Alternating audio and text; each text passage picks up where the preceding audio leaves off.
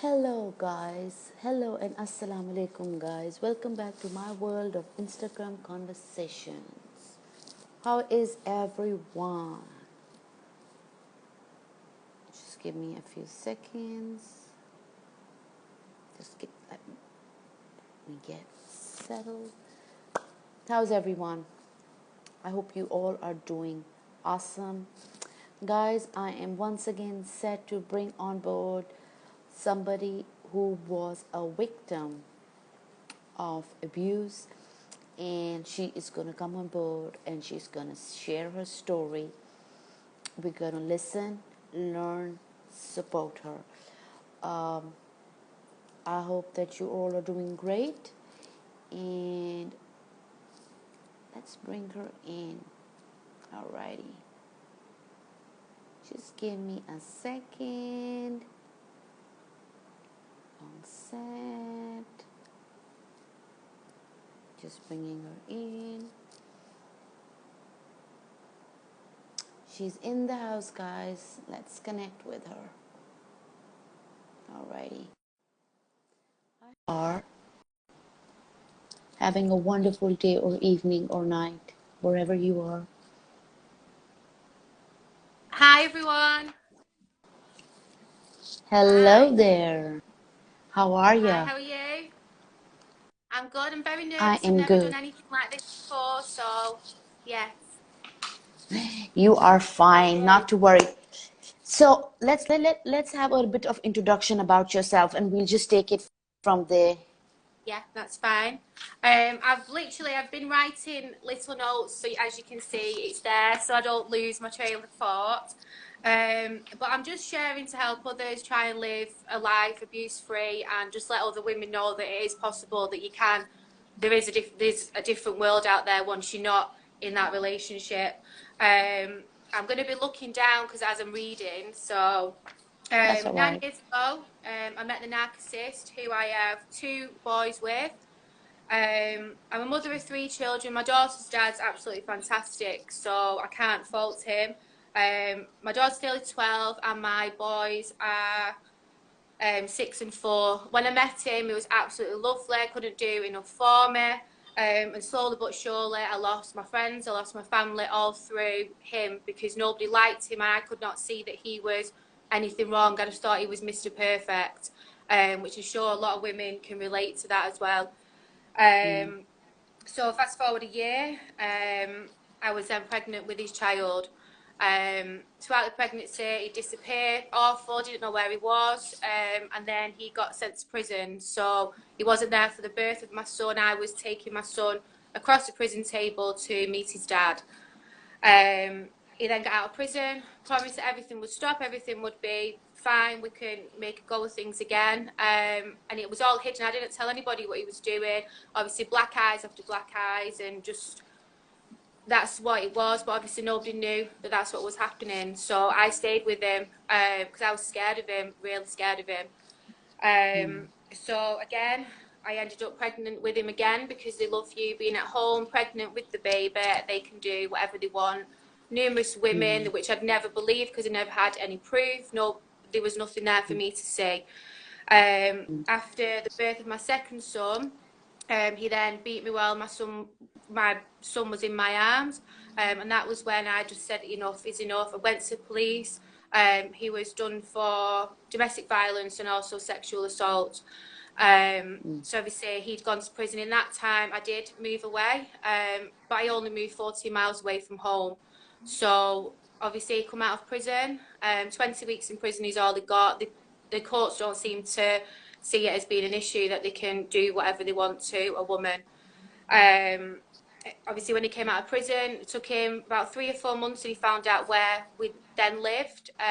Kicked my front door through again, hit me while my children were witnessing that. So I spoke to one of my very close friends at the time who had also moved away, and I just said I need to go. 120 miles. We went with just our bags, just our clothes, and started the life that we've got now. So it is possible, you can do it. Obviously, I had help from a ladies' refuge to help me do that. Numerous times I've been hoovered back because that's what they do. Mm. Until I could see what the trauma bond was, I've been on the freedom program. So I have done a lot of research myself now to stop me from falling back into that trap to allow him to do that to me again. There was a lady called Rachel. She's on the comments along here. She's spiritual guide and she does Reiki, and that lady changed my life. Speaking to her, she helped me see the trauma bond for what it was. And now I will never ever look back. And it's the best thing that I could have done for me and my 3 children, because now we are happy. The children are settled, and it's not been easy. This is Rachel here. Hi, Rachel. This is the lady that Hey. absolutely changed my life. So I can just thank her for everything. So All right. hopefully, obviously speaking out and not being quiet anymore, and not just saying yes, that was okay, because it was not okay to be treated like that. I didn't deserve that, and nobody, man or woman, deserves to be treated like that. So yeah, the story's been shared now, and there is a light at the end of the tunnel. You're not just going to be stuck with them forever. So yeah. Right. So talk more about what were you feeling when you were caught in that relationship? What kind of emotions and what kind of trauma were you in while you were in that relationship? The feelings, it's like an emotional roller coaster, because when it's good, it is the best thing ever, and then the so horrible to you, and then the apologies, the gifts, the absolutely everything. You always get drawn back, and that is the part of the hoovering, and it's what a narcissist does best, because they can put the charm on and it lasts for maybe 2 or 3 days, and then you're right back at the bottom, and they grind you down that much that you don't see a way of not being with them anymore, because you've got the children, and the children to them are just their possessions. They don't actually care for the children. It's control. That's all it is. It's control. And I was that scared of him. I never thought that I'd be able to get away from him ever. So what was the breaking moment when you were like, okay, this is it. I don't care. I'm not scared. I'm gonna get out of here. The fact that my children were seeing it, my Um, children, my daughter, my elder, she knew exactly what was happening. And I just wouldn't want her to be in that situation. So I've got someone asking why didn't I tell anyone, because I was embarrassed. I was embarrassed. I didn't want people to know that that's what I was dealing with. And to the outside, to everyone else, it didn't look as if there was any kind of problem there. Obviously, my mum, the first time she met him, he'd never even been allowed inside my mum's house because she saw straight through him. But 9 years later, and I'm like finally saying, yeah, I can understand where my mum was coming from with that. I was scared to tell people. I was just embarrassed. But now I look at it from the outside in. Would I date another abuser? No, absolutely not. I can see the red flags, and I run a mile. I can spot it now. So hopefully I never end up in that situation again, and neither do my children. right, right. And when you said that now you can spot the red flag, could you Yes. just elaborate that a little bit for the audience? It's the whole love bombing. They will shower you with gifts. And a lot of them, they don't tend to use your name. It's babe, it's just princess, it's different things. They don't tend to use your first name when they're addressing you. That to me would be a big red flag. If they say that their ex-partner's stopping them from seeing the children, maybe you've got to dig a little deeper to say why you're not allowed to see your children and things like that. There's a lot of men that will use that as an excuse. I don't know. I'm quite happy just being on my own now with the children, and obviously lockdown's not been easy. Anybody, not sure in your country if you've been put into Yes, we are. the lockdown, and so it's just one of them. And the hoovering just come back. It was only 3 days ago I had a missed call from an unknown number, and it was him on the other end of the phone. What's happening with his children? I'm like, no, they're my children. So I end the conversation. Whereas before, even though I have moved away, I would still drive over and I would still try and facilitate that relationship that he had with his children. But it was never about the children, it was about what I was doing. And to be fair, I'm not actually doing that much apart from being a mum. So now I've stopped that, because he's not going to be a good influence in their life. Do you know, obviously having 2 children with him, Right. I'd be beside myself if they ended up the same as what he is, and I don't want them to see that. it's not fair for them to see that. Right, right, right. And I've spoken to many survivors on my stream, and yes, more or less they've said the same thing. You know, they felt embarrassed and they didn't know what to do, and most of the time they were so confused because the situation was so manipulated that they didn't know, and they were just blaming themselves Yeah, basically, yeah, and they were yeah, just going on with the relationship thinking that, you know, maybe there's something wrong with me, and we carry on. And some people said they stayed in for 10 years, some said for 1 year, some said for 6 months. So it's been different, and it's mind-boggling because, you know, I've heard them say that once they're out of their that relationship, and when they're on their healing journey, they can see everything so clear, yeah, but when they yeah. were in Like their that. situation, it was just a confusion. Yeah, I can just say one thing that Rachel did advise me of. It's a mask, it's an illusion. That person that you fall in love with, they don't Hmm. exist. It's done to get you, and then you're under their control. And as soon as you see it for what it is, that you didn't, the man that you thought that you loved is not real. He isn't a real person. So it's like an act. Once the mask has fell, then now I can see it for what it is, and it's Right, all done to control you. And I just hopefully I never get myself into that situation ever again. But right, right. it's it, it's done now, isn't it? And I can only move forward. That's all I want to do is just move forward. Right, right. And now tell me, you did talk about having support from Rachel, but in general, let's talk about support system, about where you are. How is it around your area? Are people supportive? Do you have support groups? And Yeah, I can you have. talk a little about that? Yeah, my best friend, she moved here 5 years ago and set up a business here. So I'd never been to where I live now ever before. If I did see her, she'd come back over to my house. So moving here, it was so scary. I didn't know anybody. I didn't know the area. I was completely lost. And I had to fight to get myself into a house, to get my children into school because such a lovely area. The people are lovely. It's very, very quiet. We're luckily enough to live directly in front of a country park now, so it's a completely different life to what my children was used to before.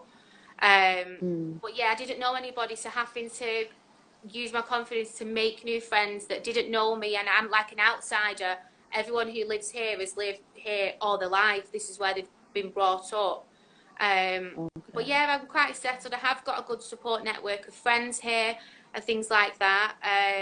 But yeah, as obviously going back to when you said why didn't I tell anybody, because here in the UK you get a lot of pressure from social services, children's services, and I was terrified of losing my children because I was staying within that relationship.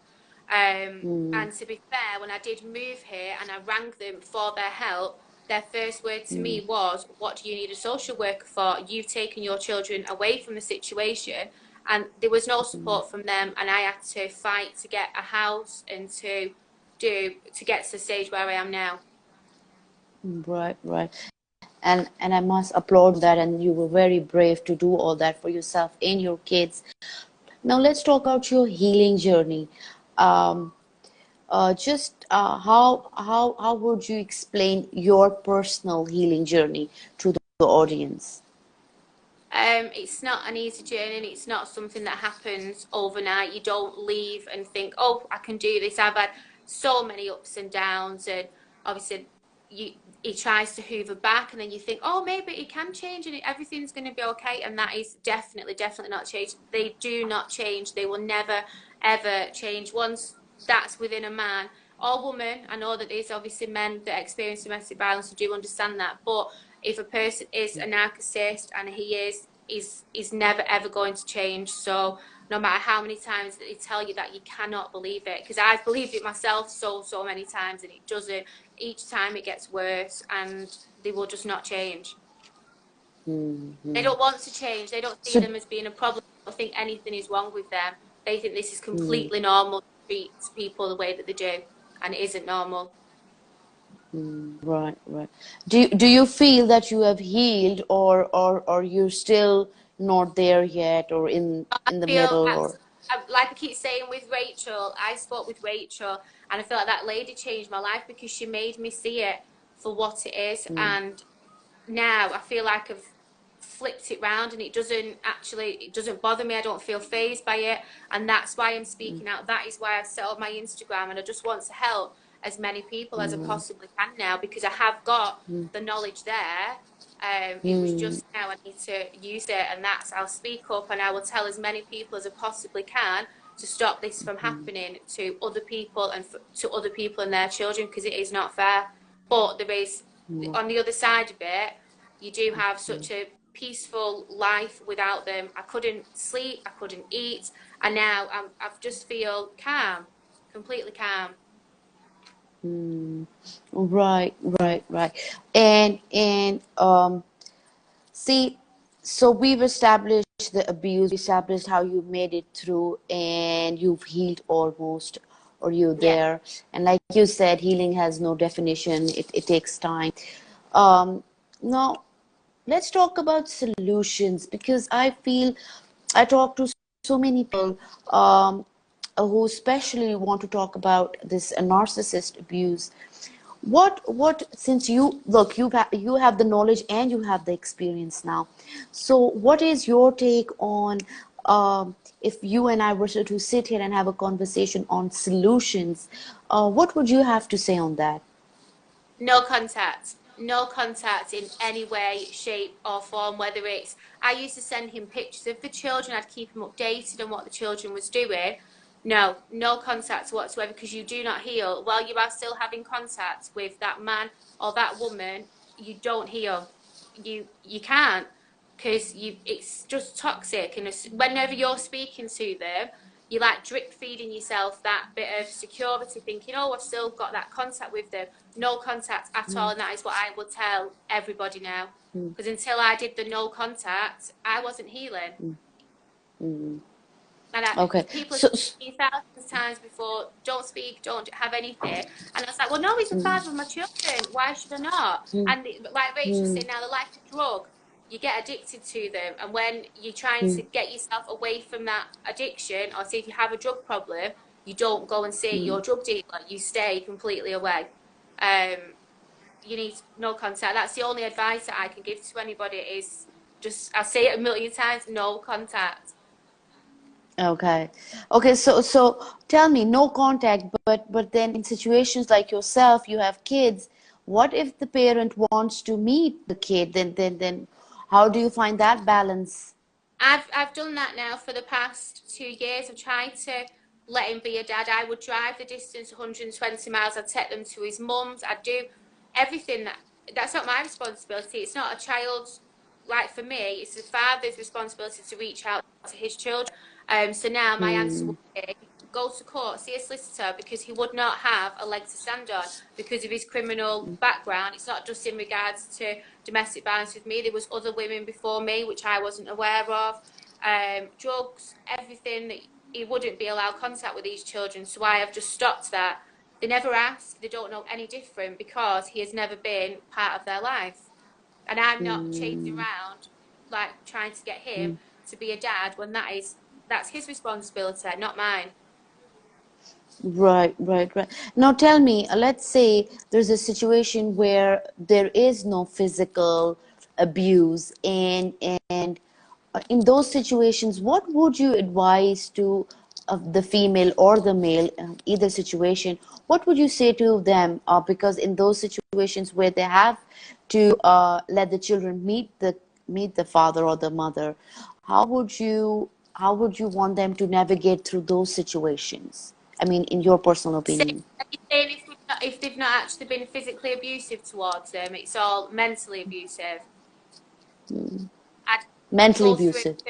yeah, I'd say go through a third party. Don't have any contact with that parent. Do it through a mutual, whether your mum wants to agree to do that or your dad or something. You Okay. need to stay away from the abuser, whether it's physical or mental. They're both equally the same. I've seen people saying that they think that mental abuse is probably worse because at least then a scar heals or a punch, black eyes, they heal. But in your mind, that doesn't heal. But the more you're Right. in contact with that person, you're not going to heal inside. You need to be complete, just no contact. That's all I can keep saying, no contact. I hear you. I hear you. And now tell me, let's talk about your kids or generally kids with in such situations. What advice would you give to the parent regarding such what would you tell your child that this is what I faced with your father, or like would you make them aware of the situation, or would you just leave it to them uh, with age to find out themselves? With age to find out, I don't think it's really very fair putting that on a child because they don't understand. They don't, obviously, when they question, or if they question me, where's the dad? Um, Up to now, thank God they've never done that. I just have to deal with it at the time. But I think children can make their own minds up. And obviously, I wouldn't, obviously, when they get old enough to want to see him or ask to see him, I would never stop that. But I'm not going to be present and I won't be facilitating that contact. Right, right. So And it's best I think, to invite people. It's fine. As many people can, I think as many people as possible need to see this. I need to listen. yes, yes. Right, right. Most definitely, yes. Let's talk a little about your page. Please share some thoughts on what are you doing on your page so that if people are interested, they could definitely connect with you as well. What? Sorry, can you just repeat that? Sorry. Just about your page, just a little bit of what you do on your page, what you're promoting on your page. So if people want to connect with you, they could do that as well. All right, on my page, I'm just all about educating about narcissism and what narcissistic people do, just to try and help. Because I do have ladies coming through into my inbox, and obviously it is all over the world. So, like I said to you, it's different Mm, time zones, isn't it? But I mm, just keep trying to advise as much as possible and speak from my own experience. Not everyone's going to have. Some people have had it worse. We're not. Some people might have had it less. But abuse is abuse, whether it's no right. person's story is anybody else's, but I will just try and Mm, help as much as I can. And mm, all I can always advise is no contact and keep strong. That's it's I don't know, narcissism, it's crazy when you research it and you look it up, and it's mm, hard to take in at first because you don't want to believe it. You don't want to believe that you fell for a person that is capable of doing what they have. mm, But I think we're all on the mm. journey together, and as long as we can help each other, that's what I'm going to keep doing now. Right, right, right. And I had another question.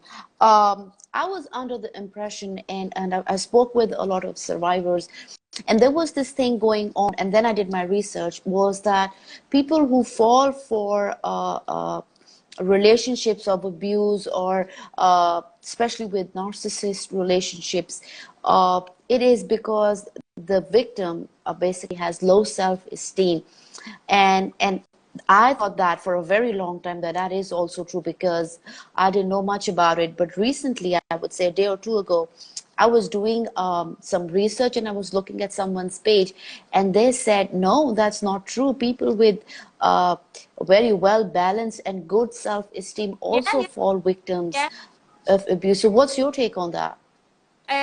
To be honest, I'm quite a confident person anyway. That's he obviously met me, liked that about me, and he took all that from me because I didn't have any confidence because he'd call me names. He'd always pick out like if you wait or anything that you're insecure about with yourself, they will play on that until you don't have any confidence and they break your self-esteem down.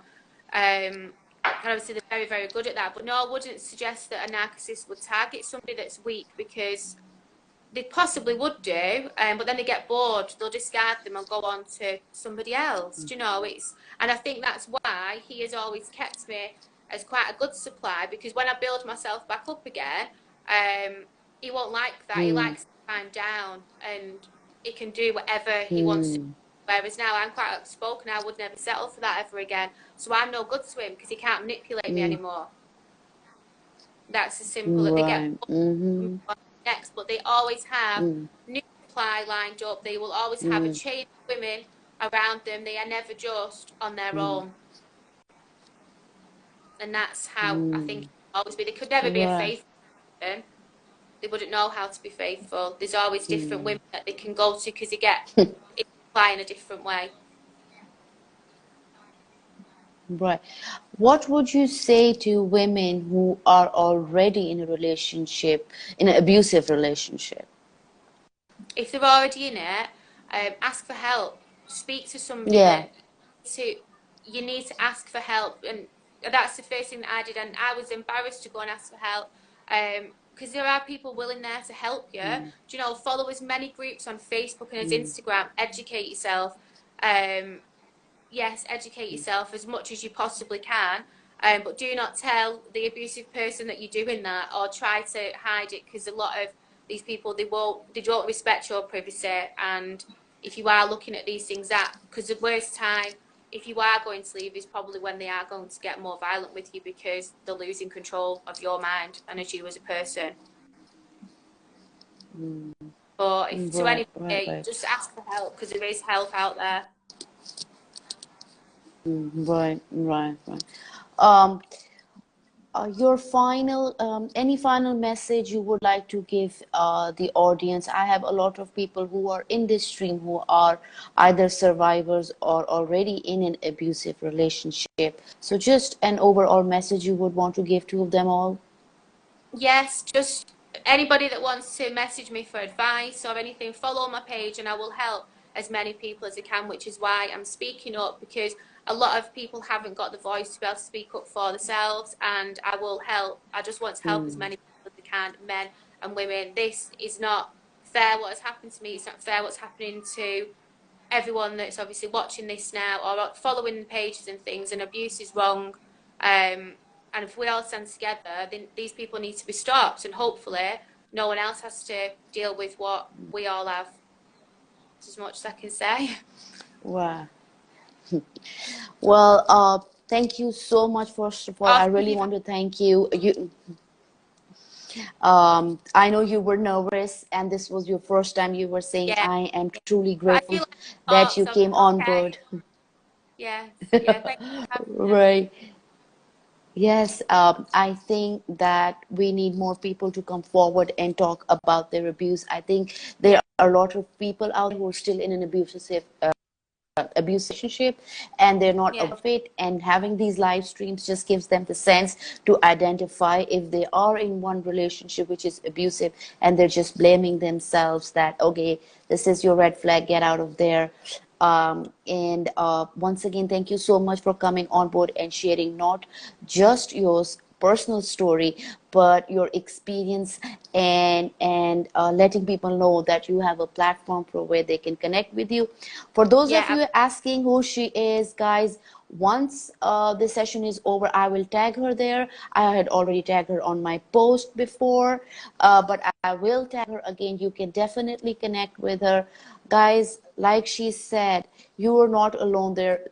We are with you. We support, we stand with you. Uh, Reach out for help if you're confused, if you feel worthless, if you feel lonely. There are tons of pages out there who are going to be there to support you, to help you get out of a situation where you're not happy in. On that note, thank you once again. You oh, take thank very you good for care of having me. yourself. And thank you for your kind comments, everybody. Thank you. Speak Thank you soon. so much. Take care. Oh, Yes. you too. Take Bye. care. How do Bye you end the bye. call? I don't know how you end it. Will you cancel? What do Oh, I do? I'll cancel it. Yeah, don't worry about it. I'll cancel Thank it. Take care. you. Bye. Take care. Bye bye. Bye.